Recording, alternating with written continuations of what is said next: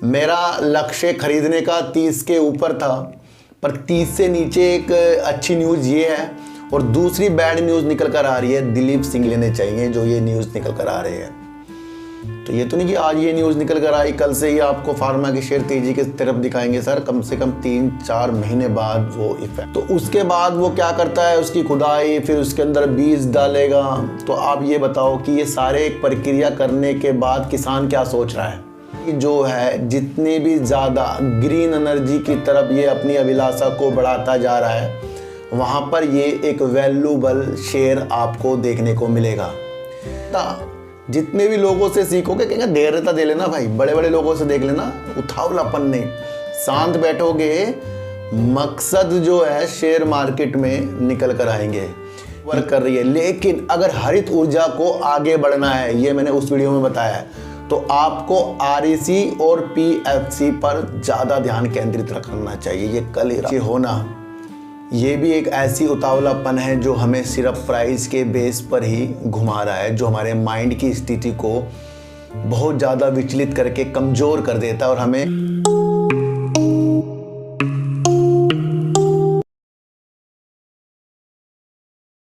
नमस्कार, मैं स्वागत करता हूं आपका अपने ही चैनल पर जिसका नाम है सार्थक बाजार से। आज बात करेंगे सुजलॉन एनर्जी में और बात करेंगे आरईसी में। दोनों कंपनियों की बात करूंगा और दोनों कंपनियों में आपको आज की रणनीतियों को समझना है, क्योंकि विशेष तौर पर मैं जो है रणनीतियों पे काम करता हूं। हमारा उतावलापन या शांतपन जो है हमें अपने अपने भाव से पैसा दिलाता है। मार्केट में जो भी शेयरों पे हम दाव लगाते हैं, अधिकतर मैं आपको एक चीज़ बताऊं कि हमारा जो भी व्यू है न्यूज़ बेस है, एनालाइज है, और कहीं ना कहीं वो सारा का सारा इन्वेस्टमेंट के थ्रू ही होता है। ऐसा नहीं कि हमने आज खरीदा आज ही बेचें या हम किसी और चक्कर में लग जाएं भाई, चितपट के चक्कर में, वो हमारे से बिल्कुल भी नहीं होता। तो हमारा उतावलापन जिस तरीके से हम शेयर मार्केट में करते हैं, अभी खरीदा अभी बेचा, या फिर अभी खरीद कर ही हमने जो हमें आने वाले दिनों में जो प्रॉफिट आया और उसे बेचते ही पैसा जो पोर्टफोलियो में आया उसे फिर से लगाने की चीज़ों के साथ हम जो निकल जाते हैं, वो उतावलापन है। और बार बार शेयर प्राइस का ऊपर नीचे होना, ये भी एक ऐसी उतावलापन है जो हमें सिर्फ प्राइस के बेस पर ही घुमा रहा है, जो हमारे माइंड की स्थिति को बहुत ज़्यादा विचलित करके कमज़ोर कर देता है और हमें कई कई चीज़ों को भूलने में मदद करता है। फिर हम ना उसी तरीके से साइको बन जाते हैं, फिर हम भूलने लग जाते हैं चीज़ें। तो ये तो बहुत पैसे वाला काम है, इसके अंदर तो बहुत धैर्यता चलेगी। दोनों प्रकार के व्यक्ति हैं, उतावले वाले और धैर्यता वाले। उतावले वाले वो भी हैं कि आज कोई शेयर को ख़रीदा, 2-4 रुपये नीचे जाते ही टेंशन, उसे बेच दिया, फिर 3 दिन बाद देखा वही शेयर ऊपर गया, फिर ख़रीद लिया, फिर खरीदते फिर नीचे गया, फिर बेच दिया। इन खरीदने बेचने में पैसे चले गए। शांत व्यक्ति हमेशा ज़्यादा पैसा कमाता है। ध्यान रखना कि जो व्यक्ति शांत रहेगा वो दूर से ही पहचाना जाएगा। महफिलों में जाओगे ना, जो व्यक्ति शांत बैठा है वो अपने आप में एक वैल्यू रखता है सर। तो इसलिए हमें मार्केट में और लाइफ में शांत जो है होना पड़ेगा, और जो दूसरों की प्रतिक्रिया जो भी हमें समझा रहा है उसे हमें समझना पड़ेगा। हर एक व्यक्ति स्कूल जाता है, कई बार मैंने आपको वो चीज़ें बता चुका हूँ, मास्टर सबको एक समान पढ़ाता है, किसके वो चीज़ें समझ में आ रही हैं। अब हर एक व्यक्ति तो नहीं, मेरे साथ के लोग सीए भी हैं, मेरे साथ के लोग मेरे से नीचे भी हैं। तो हर एक व्यक्ति हमने सबने इकट्ठे पढ़ा, कोई कहीं से कहीं पहुँच गया, कोई कहीं से कहीं, हम कहाँ से कहाँ हैं। तो ये तो नहीं कि सबके सभी एक जैसी डॉक्टर बनेंगे जी, तो ये नहीं होता। यही एक शेयर मार्केट है कि हम कहते हैं सर उसने सिखाया नहीं कुछ, हमने कुछ सीखा ही नहीं सर, हमने धैर्यता, जितने भी लोगों से सीखोगे कहेंगे धैर्यता दे लेना भाई, बड़े बड़े लोगों से देख लेना, उठावलापन नहीं, शांत बैठोगे, मकसद जो है शेयर मार्केट में निकल कर आएंगे। ये वो मार्केट है, यहाँ पर पल पल भर का भरोसा नहीं होगा, कभी ना कभी अच्छी चीज़ होती ही बेकार चीज़ आनी शुरू हो जाएगी, और वो बेकार चीज़ आपको किस तरीके से मार्केट में स्टेबल कर रही है, वो वैल्यू आपको आगे के लिए दिखाएगी कि वो आपको तोड़ रही है या आपको मजबूत कर रही है। कठिनाइयाँ हमें तोड़कर ही मजबूत करेंगी, और तोड़कर जो टूटा नहीं वो ही मजबूत है। जो तोड़कर टूट गया, बाहर निकल गया, वो हर एक क्षेत्र से बाहर जाएगा। आर्मी की जब भर्तियां होती हैं तो सेकंडों से ही दौड़ में रह जाते हैं व्यक्ति, और पहला कौन सा चांस है? दौड़ना।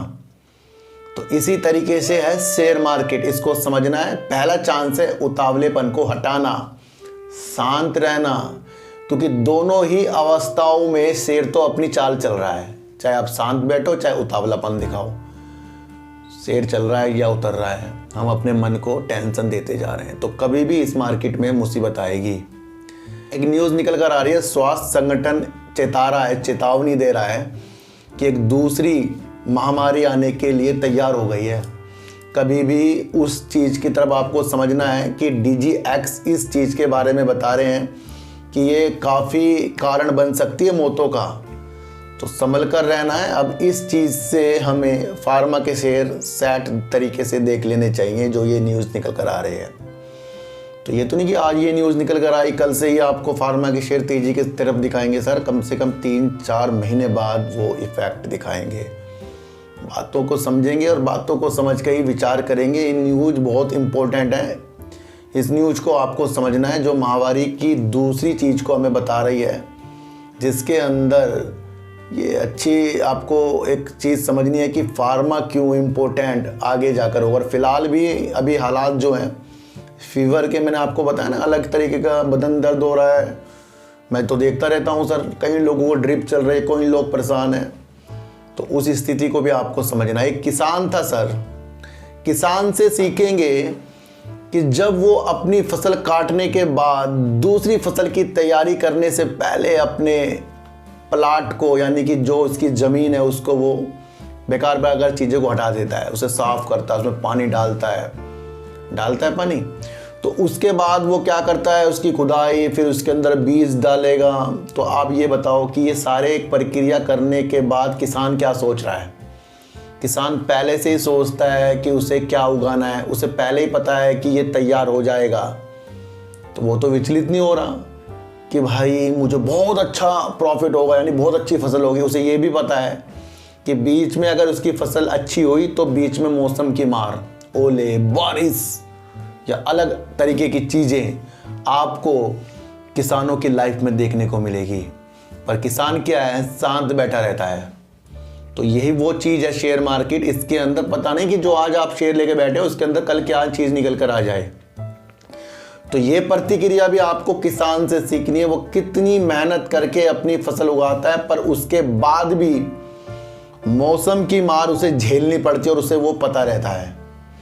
कभी कभी क्या होता है, किसान अपने खेतों में पानी डालने के लिए बड़ी परिश्रम करता है, भाई बारिश ही हो जाए, होती नहीं, लेकिन वो क्या करता है, कहीं से जुगाड़ करके पानी डालता रहता है। देखा, जब उसने पानी का समाप्त किया तब बारिश आ गई। तो ये वो शेयर मार्केट है कि जब आपका शेयर आपको प्रॉफिट देने लग जाता है और उससे पहले ही आप उसके अंदर से एग्जिट कर जाते हो लॉस में, और वो तब उछलने के बाद तैयार होता है, फिर आपको भैया पहले निकाल दिया। तो यहाँ पता नहीं है, किसी को भी नहीं पता, बस बुद्धिमत्ता से जो शेयर मार्केट में काम करेगा वो जीतेगा। आपको ये समझकर चलना पड़ेगा। REC लिमिटेड कंपनी क्यों वैल्यूएबल है और PFC क्यों आपको वैल्यूएबल लग रही है?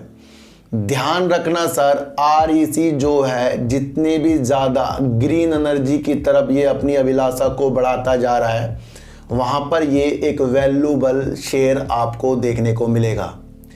जिस तरीके से भी ये अपने में निर्माण कर रहा है, अभी तक इस कंपनी को जो ग्रामीण विद्युतीकरण के चीज़ों के साथ देखा जाता था, अब इसके CMD कह रहे हैं भाई हमारी कंपनी को अब RE यानी कि रिन्यूएबल एनर्जी के रूप में भी देखा जाएगा। ये उनको पूरा विश्वास है।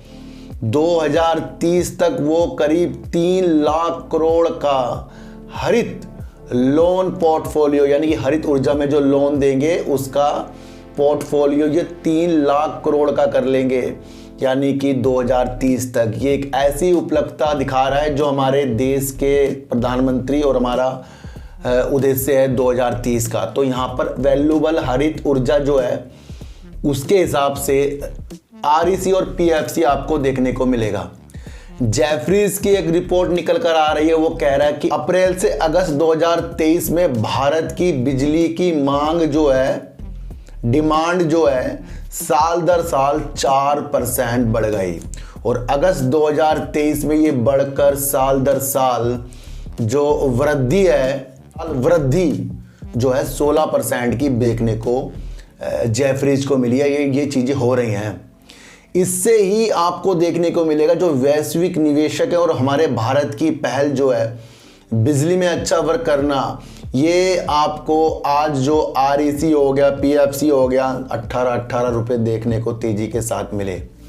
अब आप मेरी दूसरी जो वीडियो है, एक दिन पुरानी वीडियो, वो देखना, जब सुजलोन एनर्जी ने REC को अपना उसका लोन था वो दे दिया था और उसके बाद मैंने आपको एक मजबूती तौर पर एक बहुत एनालाइज करके एक वीडियो बनाई जो एक कहानी के रूप में थी। अब लोग कहते हैं सर कहानी अब यूज हुई ना सर। इसी मैंने आपको कहा था कि किसी भी व्यक्ति को कार लेनी है, बाइक लेनी है, स्कूटी लेनी है, वो सोच रहा है कुछ पैसा जमा करूं और फिर कुछ वो लोन ले ले, तो बैठे बैठे जो कंपनी लोन देती है वो तो अपना पैसा सुक्का ही कमा रही है। वो वाहन के क्षेत्र में, अलग अलग क्षेत्र में जो कंपनियां लोन देती है उसके अंदर अलग कंपनियां होती है, वो वर्क कर रही है। लेकिन अगर हरित ऊर्जा को आगे बढ़ना है, ये मैंने उस वीडियो में बताया है, तो आपको REC और PFC पर ज़्यादा ध्यान केंद्रित रखना चाहिए। ये कल रात की वीडियो है, यह आपको समझना है। तो ये तो मैं आपको अलग तरीके से उंगली पकड़ूंगा नहीं है, लेकिन मैंने आपको एक वैल्यूबल एक दिशा निर्देश दिखाई थी कि REC और PFC, अगर आपका मन करता है कि ग्रीन एनर्जी पर इंडिया अच्छा वर्क करेगा तो इन दो कंपनियों पर हमें विशेष तौर पर नजर रखनी है, क्योंकि ये वो कंपनियां हैं जो अडानी और ग्रीन को, उनको भी अपने लिस्ट में रख रही है। किस लिए? क्योंकि अभी आपको देखने को जो मिला था कि 5 लाख करोड़ के इस तरीके के ऋण जो बांटने की क्षेत्र पर निकल रहा है वो REC और PFC निकल रहा है। ये आपको समझना था। वहां पर ये अडानी को भी इस तरीके का पोषित कर सकते हैं, ग्रीन को, और कंपनियां भी हैं, तो वहीं से इनके ऊपर हमारी नज़र की दृष्टि को जाना ही था। पर एक नज़र की दृष्टि ये मैंने आपको पहले भी बताई थी और एक आपको 2 दिन पहले बताई है। देख लो क्या लिखा है REC और PFC, परसों की है वीडियो। तो हाँ, मकसद समझ रहे हैं सर, टारगेट नहीं समझ रहे हैं। मकसद समझेंगे ना कि किसी चीज़ की ज़रूरत किसी दूसरे क्षेत्र को है तो उस चीज़ की ज़रूरत वाली चीज़ को जो कर रहा है उसकी वैल्यू अपने आप बढ़ेगी।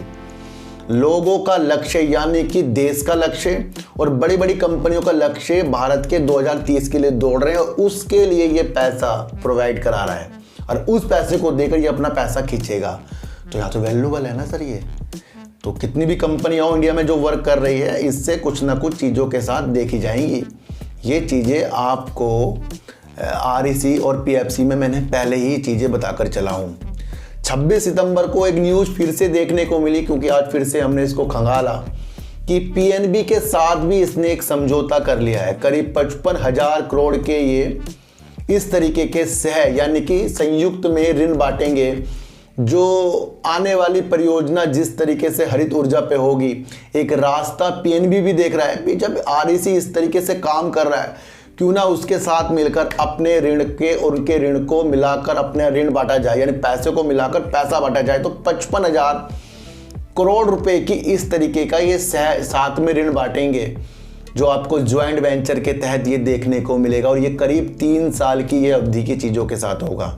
तो इस तरीके से PNB भी अपनी राह इस तरीके के पोर्टफोलियो बनाने में लग गया है और उसे तो ऐसा एक कंपनी चाहिए जो इसमें पहले से वर्क कर रही हो। और मैंने आपको कहा था कि पूरे भारत में REC और PFC बिजली की जो भी वित्तीय सहायता करता है, ये किसी को निर्माण करने में, वो अपनी वित्तीय पोषित करने के लिए चीज़ें करता है, उसके अंदर REC और PFC और वैल्यूबल हो गया जब से हरित चीज़ों के साथ हमारी दृष्टि पड़ी है। तो PNB का भी साथ जो है, REC दोनों साथ मिलकर एक नई खोज कर रहे हैं इस तरीके की। और दूसरी तरफ 2030 में 3 लाख करोड़ का ये इस तरीके का हरित ऊर्जा पे जो ऋण बांटेगा उसका एक पोर्टफोलियो, फिर 5 लाख करोड़ का REC और PFC जो कंपनियों को पोषित करेंगे हरित ऊर्जा पे वर्क करने के लिए। तो ये सारी इंपॉर्टेंट चीज़ें हैं। अब आपको समझना है कि आने वाले सालों में हरित पर काम होने वाला है, तो ये कंपनियां चीज़ों के साथ काम करेगी, क्योंकि हर एक कंपनी को चाहिए पैसा, और पैसा फिर वही कंपनी से लिया जाएगा जो इस क्षेत्र पर ही काम कर रही है। तो नहीं कि कार वाली कंपनी और कंपनियों को लोन देगी, ये जिस चीज़ के लिए लोन दे रहे हैं उस चीज़ में ये वर्क कर रही है। तो वही न्यूज़ निकल कर आ रही है, उसे ही हमें इम्पोर्टेंट समझ लेना चाहिए। जब कंपनी के बहुत अच्छे हालात होते हैं तो ये अनुमान लगाना बिल्कुल गलत है कि कंपनी कभी भी नीचे नहीं आएगी, ये हमारा ओवर कॉन्फिडेंस हो जाता है। ये हमने कई चीज़ों के साथ देखने को हमें मिला कि कई कंपनियां जो टॉप पर चलती थी, आज उनके शेयर 2-3 रुपये में घूम रहे हैं। एक जीता जागता उदाहरण आपको सुजलॉन एनर्जी है, दूसरा आपको हिंडनबर्ग की चीज़ों के साथ गिरता हुआ मिला अडानी ग्रुप है। तो ये तो हमें सोचना ही नहीं है कि जो कंपनी अब टॉप पर है तो वो कभी नीचे नहीं आएगी, वो हमारी सबसे बड़ी एक भूल होगी, वो हमारा एक बहुत बड़ा ओवर कॉन्फिडेंस होगा। हमारी नीतियाँ हमें सबसे ज़्यादा मजबूत करेंगी और उस नीतियों पे हमें वर्क करना है कि लालच को साइड में रखकर दिशा निर्देश जिस तरीके से हमारे आगे जा रहे हैं उस पर हमें वर्क करना है। एक बैड न्यूज़ जो निकलकर सुजलॉन एनर्जी पर आ रही है उसके बारे में आज चर्चा करेंगे, लेकिन उससे पहले एक पॉजिटिव न्यूज़ देखने को हमें मिल गई है कि एक क्रिसिल जो रेटिंग एजेंसी है उसने सुजलॉन एनर्जी की रेटिंग को BBB-A3 से BBB+A2 कर दिया है। तो यहाँ पर एक अपग्रेड वाली चीज़ क्रिसिल ने देख लिया सुजलॉन एनर्जी पर। मेरा लक्ष्य खरीदने का 30 के ऊपर था, पर 30 से नीचे एक अच्छी न्यूज़ ये है। और दूसरी बैड न्यूज़ निकल कर आ रही है दिलीप सिंघवी की। अब दिलीप सिंघवी जी हैं कौन? सबसे पहले मैं आपको एक चीज़ बताऊं कि एक व्यक्ति एक कंपनी को अच्छा स्टेबल करके आगे की तरफ चल रहा है, पर हमारे एक ऐसे दिलीप सिंघवी जी हैं कि वो चाहते हैं कि वो अलग अलग चीज़ों में भी इन्वेस्टमेंट करें। अब आपको मैं बताऊंगा कि दिलीप सिंघवी जी हैं सन फार्मा के एमडी, सबसे बड़े प्रमोटर दिलीप सिंघवी जी हैं। आपको समझना है कि सन फार्मा टॉप पर कंपनी है और देश की सबसे बड़ी कंपनी फार्मा में सन फार्मा है। ये ऐसे व्यक्ति की मैं बात कर रहा हूँ जिसने सुजलॉन एनर्जी को फिर से नींव को मजबूत किया था 2015 पे। 2015 पे एक नियम के तहत इन्होंने सुजलॉन एनर्जी में 23% की हिस्सेदारी के साथ 1800 करोड़ रुपए निवेश किए, जिसके अंदर सिंघवी परिवार और सहयोगी द्वारा इन चीज़ों के साथ ये चीज़ें देखी गई थी। तो वहाँ पर दिलीप सिंघवी ने 1800 करोड़ रुपए जिस तरीके से न्यूज़ निकल कर आई थी 2015 में, वहाँ पर थोड़ी सी बढ़त आपको सुजलॉन एनर्जी में देखने को मिली। अब आपको देखने को मिले कि यही समझौता दिलीप सिंघवी जी की तरफ से समाप्त होता हुआ दिख रहा है। ये मुझे बहुत बैड न्यूज़ लग रही है। मैंने आपको पहले भी बताया था कि दिलीप सिंघवी का आना, क्योंकि फार्मा के ये किंग और इनका राइट इशू में जो बढ़ चढ़ कर नाम आना कि भाई 1200 करोड़ रुपए सुजलॉन एनर्जी जो राइट इशू ला रहा है, उसके अंदर भी इनकी बहुत बड़ी शक्ति थी। भाई हाँ, ये मुझे चाहिए, उसमें भी भाग लेने की चीज़ों के साथ हमें दिखा था 1200 करोड़। और कितना अच्छा इनकी वजह से मुझे लगता है, क्योंकि भाई ये सन फार्मा के बड़े आदमी हैं। वो अगर दिलचस्पी पहले 1800 करोड़ की और उसके बाद 1200 करोड़ के राइट इशू में दिखा चुके हों, तो वहाँ पर अलग सी एक रौनक सी आई और वही शेयरों में तेजी के संकेतों के साथ भी आपको देखने को मिला। अब वो व्यक्ति इस तरीके से समझौते को समाप्त करने वाली चीज़ों के साथ आएगा तो उसका बुरा असर तो सुजलॉन पर पड़ेगा। यहाँ से टारगेट भी 22 रुपये करीब के निकल कर आने हैं फिलहाल। अब इसके अंदर थोड़ी सी और रुकावट वाली चीज़ें मुझे देखने को मिल रही है। हमें समझना है कि जिस व्यक्ति ने सुजलॉन एनर्जी को सहारा दिया, नींव दी, अब वो व्यक्ति ये अपना 2015 का समझौता समाप्त कर गए, तो ये एक बैड न्यूज़ तो हो सकती है, लेकिन कंपनी की तरफ से कह रहे हैं इसका कुछ भी असर कंपनी पर नहीं पड़ने वाला है। फिर भी हमें तो अब देखना है कि अब सुजलॉन एनर्जी कहाँ पर स्टेबल होता है। अगर ये 1-2 दिन गिरावट दिखाए या 1-2 दिन तेज़ी दिखाए तो अब इसकी समझने वाली रणनीति हमें समझ में नहीं आएगी। अब वो आएगी नेक्स्ट वीक। तो अब तो जैसा सुजलोन एनर्जी को चलने दो, ये ऊपर भाग रहा है नीचे भाग रहा है। अब तो मैं इसके अंदर मेरी एनालाइज जो है ये दिलीप सिंघवी जो है उनके द्वारा अभी इस हफ्ते की तो ख़त्म हुई है। अब हमें देखना है ये गिरेगा या ऊपर जाएगा। फिर अगले बार जो हफ्ता आएगा उसमें हमें इसकी रणनीति फिर से देखनी पड़ेगी कि इस न्यूज का इफेक्ट कैसा पड़ा है। तो अभी थोड़ा सा हमें दूरी के संकेत जो हैं सुजलोन एनर्जी से बनाने पड़ेंगे।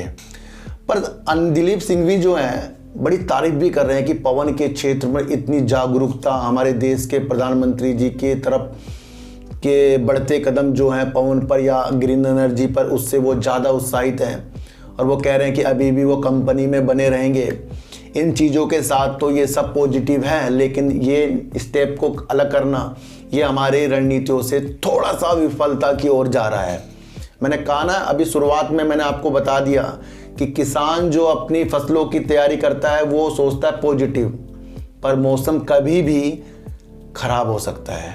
प्लेन चल रहा है, कभी भी मौसम खराब हो सकता है। समुंदर में जहाज चल रहा है, कभी भी मौसम खराब हो सकता है। इसी तरीके से हम जो स्वस्थ हैं कभी भी बीमार हो सकते हैं। ये पार्ट है, इस पार्ट को हमें समझना है। और 2030 की रणनीति के अनुसार सुजलोन एनर्जी की व्यवस्थाओं को अपने माइंड पर बिठाकर अपने पोर्टफोलियो की तरफ की संकेतों के अनुसार देखना है। और जिनके पास दूसरा अकाउंट नहीं है वो अपना दूसरा अकाउंट अपने उन शेयरों को रखने में हेल्प करेंगे आपका, जिनको आप बहुत टारगेट वाली चीज़ों के साथ देखते हो पर उनके शेयर कम होने चाहिए। तो लिंक डिस्क्रिप्शन में है एंजल वन का, वहाँ से अकाउंट खुलवा सकते हो। तो सारी रणनीति को आपको आज वाली वीडियो को बड़े दिल से सुनना पड़ेगा, क्योंकि दिलीप सिंघवी वही हैं जो 2015 में एक मजबूती तरफ से एक राह दिखाने के लिए सुजलोन एनर्जी की समझौतों के तहत आए थे। तो वो समझौतों को समाप्त करने वाली चीज़ों के साथ हमारी न्यूज़ जो है बैड आती दिख रही है। रिंकी सिल ने थोड़ी अपग्रेड कर दी है। फिर अब मैं फिर बता रहा हूँ Q2 Q3 की रणनीतियों के साथ सुजलोन को फिर से अपनी एनालाइज पर लाना पड़ेगा। और नेक्स्ट वीक फिर इसकी अलग से एनालाइज हम करेंगे। और बीच में आपको फिर टॉक दूँ सर, लोग मुझे कहते हैं सर कब एंट्री होगी, कब एंट्री होगी। तो कुछ अंदेशे होते हैं, उस वजह से हम कहते हैं कि एंट्री हमारी 30 के बाद होगी या फिर थोड़ी नीचे करीब होगी। तो अब ये देखते हैं शेयर ये ऊपर जाता है नीचे जाता है, उसके बाद अपनी रणनीति फिर नेक्स्ट वीक बनेगी। इसलिए कह रहा हूँ उतावलापन और शांत वाली चीज़ों में हमें दोनों में फ़र्क कर अच्छी चीज़ वाली चीज़ को अपने द्वारा अपनाना पड़ेगा। तो अगर आपका विश्वास ग्रीन एनर्जी पर है, और ग्रीन एनर्जी पर विश्वास इसलिए है कि अगर किसी कंपनियों को पैसों की ज़रूरत पड़ी अपने वजूद को अच्छा करना और अपनी व्यवस्थाओं को बहुत आगे तक बढ़ाना, तो उसमें REC PFC जिस तरीके से इस तरीके से लोन जो देते हैं उसके अंदर विशेष तौर पर REC PFC आपको बढ़ते कदमों के साथ देख लेना चाहिए। और जिस तरीके से REC का लक्ष्य 2030 में 3 लाख करोड़ हरित लोन का पोर्टफोलियो बनाने में है, वो आपको समझना है कि मजबूती की तरफ तो ये आगे भी पैसा देता रहेगा। बीच में PFC और आपका REC ने 5 लाख करोड़ हरित ऊर्जा वाली कंपनियों को लोन देने वाली चीज़ों के साथ निकला। उसके अंदर बड़ा नाम जो है अडानी और ग्रीनको भी है और अन्य भी हैं, तो वो भी आपको समझना पड़ेगा। और PNB के साथ इसने जो एक समझौता अलग एक व्यवस्था के तौर पर, परियोजना के तौर पर देखा, जिसके तहत ये दोनों ज्वाइंट वेंचर में लोन को देंगे और अपनी समय सीमा को अच्छा करके 3 साल के अंदर ये वर्क करेंगे। तो यह है 55,000 करोड़ का इस तरीके का लोन जो है PNB और ये दोनों ज्वाइंट वेंचर के साथ देखेंगे। तो सारी व्यवस्था को आपको साथ साथ देख लेना चाहिए। सुजलोन एनर्जी पर अपने विषय को थोड़ा सा विराम करके आने वाली दिशा को अच्छा होने की प्रतीक्षा पर शांत बैठने वाली चीज़ों के साथ रहना चाहिए। तो सर किसी की भी टारगेट वाली वीडियो में आना नहीं है, किसी की भी भारी टारगेट वाली जो आपको कहते हैं कि आज ही खरीदेंगे आज ही करोड़पति बनेंगे, इस वाली मंशा से भी थोड़ा सा दूर होना और देखना है कि कामकाज और क्या दृश्य आगे के हैं। जिस तरीके से मैंने आपको REC PFC में अभी एक दिन पहले जो वीडियो बनाई उसको आपको जरूर फिर से देखना है, गौर से देखना और समझना है क्या वो चीज़ें आज होती हुई दिखाई दी है या नहीं है। और फिर कह रहा हूँ HFCL पर बिल्कुल नज़र रखो, क्योंकि ये वो काम कर रहा है जो जियो के साथ साथ इस क्षेत्र पर अच्छा वर्क के साथ आपको आने वाले सालों में बढ़िया मल्टीबैगर शेयर देखने को मिल सकता है। तो चीटी को हटा दीजिए, गाय को रोटी दीजिए और अपने बच्चों को ज़्यादा से ज़्यादा प्यार कीजिए, क्योंकि बच्चे ही आपकी मासूमियत से किस्मत पलटेंगे। तो फिर मिलेंगे आपसे नए वीडियो के साथ, जब तक के लिए नमस्कार।